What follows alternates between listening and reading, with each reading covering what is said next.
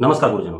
मैं राकेश वर्मा आप सभी का स्वागत करता हूं आपके अपने परिवार एसएन गुरुकुल पर। गुरुजनों, 3.5 पौने 4 लाख सभी नियोजित शिक्षक शिक्षिकाएं हमारे गुरुजन हैं। उसमें से 2 लाख प्लस लगभग सवा 2 लाख के आसपास, जिसमें कुल नियोजित शिक्षक शिक्षिकाओं का बात किया जाए तो 70% आवेदन हो चुके हैं, ऐसा शिक्षा विभाग का दावा है। लेकिन अब उसमें कितना कंप्लीट आवेदन हुए हैं, कितनों का एडमिट कार्ड जारी हो पाया है, कितने लोग क्षमता परीक्षा दे पाने हेतु जा रहे हैं, ये सब अभी भविष्य की बात है। सारे आंकड़े जो हैं वो जैसे जैसे आते रहेंगे आपके समक्ष हम बताते रहेंगे। गुरुजनों, जो भी हमारे नियोजित शिक्षक शिक्षिकाएं हैं जो क्षमता परीक्षा हेतु जा रहे हैं, उन्हें यह वीडियो बेहद ही आवश्यक है देख लेना कि क्षमता परीक्षा जा रहे हैं तो आपको किन तैयारियों के साथ जाना है, किस प्रकार से आपको जाना है, कौन सी गलतियां आप करेंगे तो आपको जो है परीक्षा आपकी रद्द कर दी जाएगी, केंद्र भी रद्द किया जा सकता है, री एग्जाम लिए जा सकते हैं या फिर आपको निष्कासित कर दिया जा सकता है, आपका एडमिट कार्ड रद्द किए जा सकते हैं। किनका एडमिट कार्ड मान्य होगा, नहीं मान्य होगा, इन सारी बातों का हम जिक्र करेंगे इस वीडियो में, आप अंत तक बने रहेंगे। गुरुजनों, अब तक हमने उन शिक्षक शिक्षिकाओं का साथ दिया है जो क्षमता परीक्षा का पूर्ण बहिष्कार कर रहे हैं, आवेदन का पूर्ण बहिष्कार जिन्होंने कर रखा था। अर्थात मेरा कहने का उद्देश्य है, बिहार शिक्षक एकता मंच के बैनर तले जो भी घोषणाएं हुई, जो आंदोलन किए गए, जो धरना प्रदर्शन और जिन मांगों को रखा गया, मैं उनके साथ खड़ा रहा हूं, अभी खड़ा हूं, क्योंकि उनकी मांगे काफी हद तक जायज है। सरकार को भी पता है कि उनकी मांगे जायज है और सरकार आश्वासन भी दे रही है, लेकिन उनकी मांगों को पूर्ण नहीं किया जा रहा है। आप किस प्रकार से देख रहे हैं कि राजनीतिक सिर्फ हो रहे हैं, क्योंकि क्षमता परीक्षा एक ऐसी परीक्षा है जो महागठबंधन सरकार से प्रारंभ हुई और अब एनडीए सरकार में आकर के जो है वो आवेदन हो रहे हैं और परीक्षाएं आयोजित की जा रही हैं। जब महागठबंधन सरकार जब सत्ता में थी तब आरजेडी के जो भी नेता आज वो हंगामा कर रहे हैं और निजी शिक्षकों के साथ है क्षमता परीक्षा का विरोध कर रहे हैं, वे शांत बैठे थे जब सत्ता पक्ष में थे। लेकिन वहीं आप देखें तो महागठबंधन सरकार जब सत्ता में थी और भाजपा या एनडीए जो विपक्ष में बैठी थी, तब एनडीए के जो भी नेतागण थे, चाहे वो आज के उप मुख्यमंत्री सम्राट चौधरी हो, विजय सिन्हा हो या सुशील मोदी हो, जीतनराम मांझी हो, चिराग पासवान हो, वे सभी जो है नियोजित शिक्षकों के साथ खड़े थे, क्षमता परीक्षा का विरोध कर रहे थे, बिना शर्त के क्षमता परीक्षा की मांग कर रहे थे। क्षमता परीक्षा लेना शिक्षक शिक्षिकाओं का अपमान बता रहे थे। आप देख पा रहे हैं कि जब एनडीए सत्ता में बैठी तो पूरी तरह से शांत, जो मांगे कर रही थी विपक्ष में बैठ करके, सत्ता में आते ही उनकी आंखों पर पट्टी बंध गई, वो सारे समस्याएं अब समाप्त हो गई है। चिराग पासवान का भी बयान नहीं आ रहा है, जीतनराम मांझी का भी बयान नहीं आ रहा है और सुशील मोदी तो एकदम शांत बैठे हैं, कोमा में चले गए हैं और उप मुख्यमंत्री जो दो बने हैं वे सिर्फ आश्वासन दे रहे हैं, सिर्फ बयानबाजी कर रहे हैं, कुछ धरातल पर उतर नहीं पा रहा है। इसी बीच अब जो भी शिक्षक शिक्षिकाएं जो आवेदन कर चुके हैं और जो क्षमता परीक्षा देने हेतु इच्छुक हैं, अब जबरदस्ती तो उन्हें रोका नहीं जा सकता है। तो अब उनके लिए भी हम साथ हैं, उनके लिए भी जो सूचनाएं हैं उन तक पहुंचनी चाहिए, क्योंकि वे भी हम पे भरोसा रखते हैं। तो इस हेतु मैं इस वीडियो के माध्यम से बताना चाहूंगा कि आप जो परीक्षा देने जा रहे हैं, आपको एडमिट कार्ड प्राप्त हो चुके हैं जिसपे आपका परीक्षा केंद्र का नाम लिखा हुआ है, किस शहर में परीक्षा केंद्र है, कौन से विद्यालय या कॉलेज में आपका जो है परीक्षा केंद्र दिए गए हैं और टाइमिंग उस पर लिखा हुआ होगा, क्योंकि 26 फरवरी से 6 मार्च तक जो परीक्षाएं होनी है, सभी दिन 2 पालियों में परीक्षा होने हैं, क्योंकि ऑनलाइन परीक्षा हो रही है, आप सभी को पता है। ये आप भ्रम में न रहें कि कह दिया गया है शिक्षा मंत्री के द्वारा कि ऑफलाइन और ऑनलाइन दोनों लिए जाने हैं, तो स्पष्ट नहीं किया गया था कि फर्स्ट जो परीक्षा होगा वो ऑनलाइन हो गया या ऑफलाइन होंगे। तो मैं स्पष्ट आपको बता दे रहा हूं कि यह जो परीक्षा हो रही है फरवरी मार्च में, प्रथम जो क्षमता परीक्षा हो रही है, यह पूरी तरह से ऑनलाइन मोड में हो रहा है, सीबीटी मोड में हो रहा है। तो जब सीबीटी मोड में हो रहा है तो सीमित संख्या में ही, जहां पे आईटीसी सेंटर है, जहां पे कंप्यूटर काफी संख्या में उपलब्ध है, वहीं पे सेंटर दिए जा सकते हैं, तो उन्हीं केंद्रों पर आपको परीक्षा देने हैं। अब आपका जो एडमिट कार्ड दिया गया है, जो प्रवेश पत्र आपको दिए गए हैं, उसमें आपको प्रथम पाली द्वितीय पाली लिखा हुआ है, टाइमिंग भी आपका दिया हुआ है। तो जो टाइमिंग परीक्षा का है उससे आधा घंटा पूर्व कम से कम आपको जाने हैं। जिस प्रकार से सीटेट परीक्षा हुई, जिस प्रकार से बीपीएससी तैयारी हुआ, उसी तर्ज पर जो है क्षमता परीक्षा भी होने हैं। अर्थात आप जब सेंटर पर जाएंगे तो आपका बायोमेट्रिक होगा, सभी का होगा बायोमेट्रिक, और आइरिस रिकॉग्निशन भी लिए जाने की बात जो है विज्ञापन में भी किया गया है और पूर्व से भी जो विशिष्ट शिक्षक नियमावली जो बनाए गए थे उसमें भी इसका जो है उल्लेख किया गया है। तो आपका दोनों होंगे, बीपीएससी टीआर या सीटेट के अभ्यर्थियों को सिर्फ थंब इंप्रेशन लिया गया था, लेकिन आप क्षमता परीक्षा देने जाएंगे तो आपका थंब इंप्रेशन और आइरिस रिकॉग्निशन दोनों होगा, ये आपको ध्यान में रखना है। अब जो है सिर्फ आपको एडमिट कार्ड लेकर के जाना है, कोई पेन आप ले लेंगे, क्योंकि वहां पे आपको रफ कॉपी दिया जाएगा, पेज दिया जाएगा रफ करने के लिए, क्योंकि मैथ से भी प्रश्न पूछे जाएंगे, रीजनिंग से भी प्रश्न पूछे जाएंगे। बीपीएससी तैयारी का सिलेबस जब बोल दिया गया है तो उसी के आधार पर आपका सिलेबस है, तो उसमें मैथ और रीजनिंग दोनों पूछे जाएंगे, जिसको आपको हल करना होगा। तो इस हेतु आप जो है ब्लैक बॉल पेन या ब्लू बॉल पेन आप ले लेंगे। पेज आपको नहीं लेकर के जाना है, आप ओरिजिनल आधार कार्ड अवश्य लेकर के जाएंगे, क्योंकि वो आपका पहचान के रूप में कार्य करेगा। तो प्रवेश पत्र और ओरिजिनल आधार कार्ड आपको अवश्य ही लेकर के जाने हैं, बाकी अन्य कोई कागजात नहीं लेकर के जाने हैं, और पेन आप सिर्फ ले लेंगे। उसके सिवाय आपको कुछ नहीं लेकर जाना है, न पानी बोतल लेकर के जाना है, न ही खाने की कोई चीजें लेकर के जानी है और न कोई अन्य इलेक्ट्रॉनिक सामान लेकर के जाने हैं। सामान्य से आपको पोशाक पहन करके जाना है। ठंड बहुत अधिक नहीं है और आपको ठंड का एहसास हो तो आप जैकेट वगैरह स्वेटर वगैरह डाल लें, मफलर वगैरह डाल लें, उसमें कोई इश्यू नहीं है। लेकिन जूता पहनने को लेकर के अभी तक असमंजस बरकरार है, क्योंकि समाचार पत्रों के माध्यम से इस जानकारी प्राप्त हो रही है कि जूता नहीं पहन करके जाना क्षमता परीक्षा देने हेतु। तो इस पे हम स्पष्ट नहीं कर सकते हैं, क्योंकि शिक्षा विभाग का कोई निर्देश हमें प्राप्त नहीं हुआ है। समाचार पत्रों में पढ़ने को मिला कि जूता पहन करके नहीं जाने हैं, तो हो भी सकता है। तो आप जो है इस रूप में आपको जाना है। अब है कि जो परीक्षा पूछे जाएंगे उसका पैटर्न और सिलेबस क्या होगा। तो पैटर्न आपका 150 अंकों का जो है प्रश्न पूछे जाएंगे, सारे ऑब्जेक्टिव होंगे। आपके एक प्रश्न के सामने 4 ऑप्शन होंगे, उस चारों में से कोई एक सही होगा जिसपे आपको टिक आउट करना है।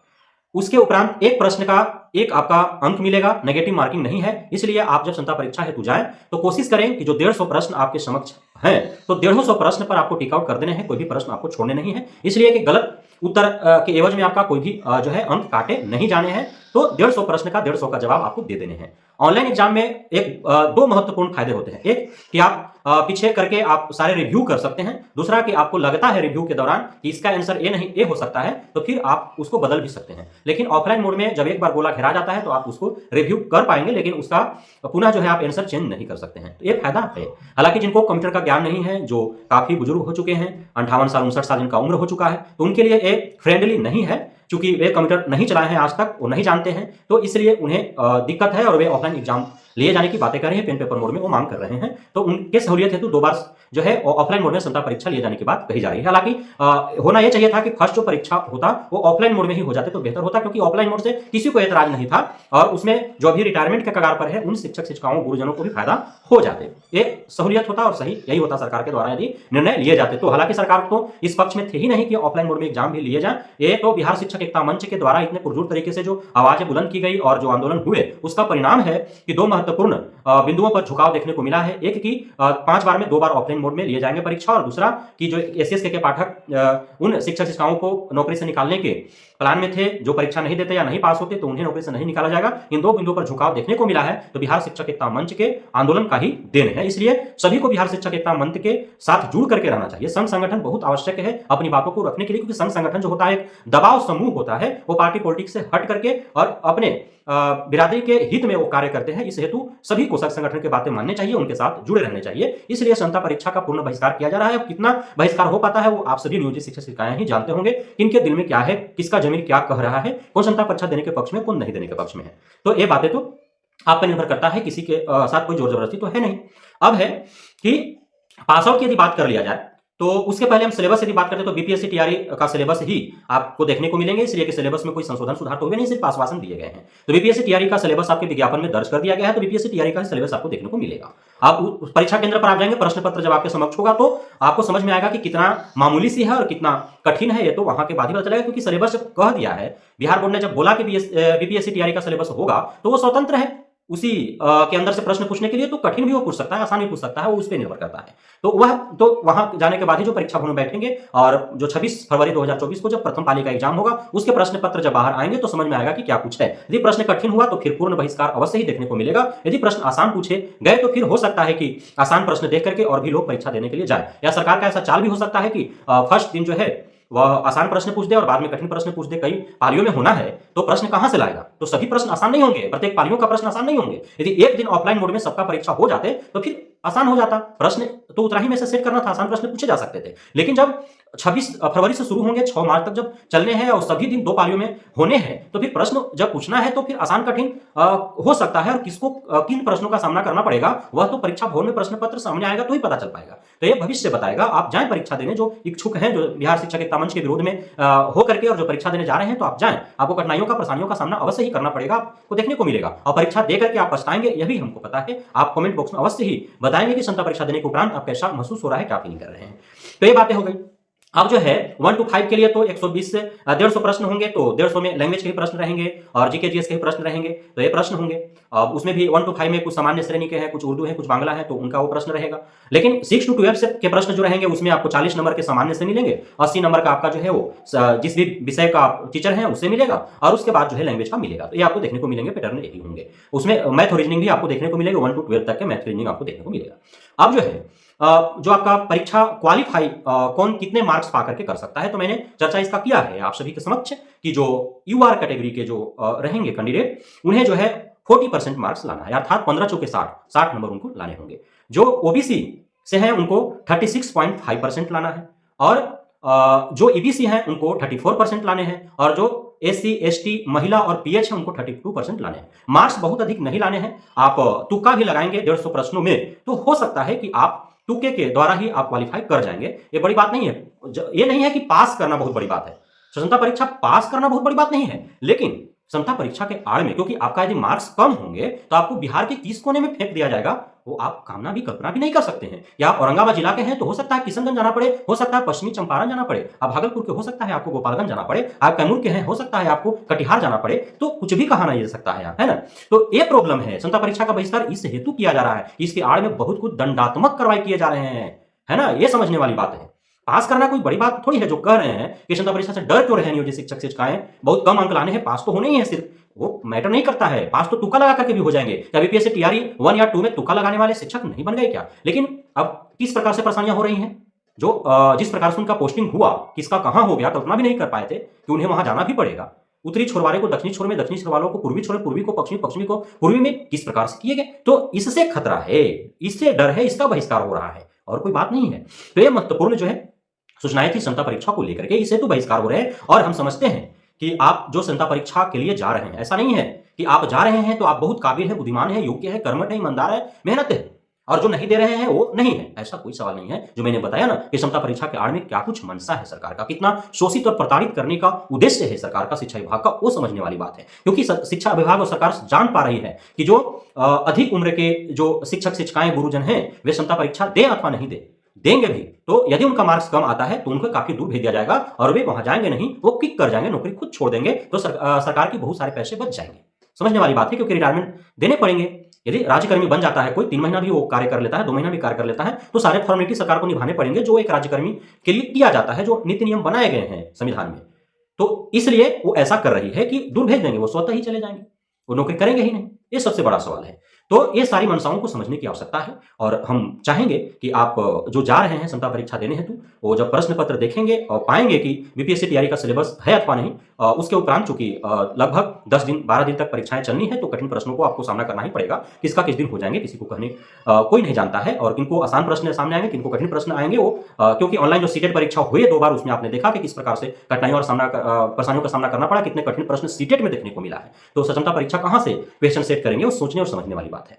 तो कुल मिलाकर के जो क्षमता परीक्षा दे रहे हैं वे भी गलत नहीं है, जो नहीं दे रहे हैं वो भी गलत नहीं है। सबकी अपना अपना सोचने और समझने की शक्ति है, वो अपने अनुसार सभी निर्णय ले रहे हैं। सबके निर्णय का स्वागत होने चाहिए। लोकतांत्रिक देश का यही एक बहुत बड़ी खूबसूरती है। तो हम सभी के साथ हैं। बहुत बहुत धन्यवाद आप सभी शिक्षकगण, गुरुजनों का, जो क्षमता परीक्षा दे करके राज्यकर्मी का दर्जा प्राप्त करने की लालसा पाले हुए हैं। उनको हार्दिक बधाई, शुभकामनाएं कि क्षमता परीक्षा पास कर राज्यकर्मी का दर्जा उन्हें प्राप्त हो। साथ ही जो बिना क्षमता परीक्षा के ही राज्यकर्मी का दर्जा प्राप्त करना चाहते हैं उन्हें भी शुभकामनाएं कि सरकार झुके और उन्हें बिना क्षमता परीक्षा ही राज्यकर्मी का दर्जा प्रदान कर दे। लेकिन 2 भागों में जब बढ़ चुके हैं नियोजित शिक्षक शिक्षिकाएं, जबकि आप देख पा रहे हैं कि आंदोलन के परिणाम ही है और आंदोलन का ही देन है, जो बिहार शिक्षक एकता मंच है उसी का दिन है कि 2 बार जो है ऑफलाइन मोड में परीक्षा लेने और जो परीक्षा पास नहीं करेंगे या नहीं देंगे उन्हें नौकरी से न निकालने को लेकर के बाध्य हुई है सरकार, और उस पर अपना निर्णय दिया है। और भी मांगे मानी जा सकती थी यदि सभी एक बैनर तले एकजुट होकर के एकता और अखंडता के साथ एक सूत्र में बंध करके अपनी आवाजें बुलंद करते। तो आज 25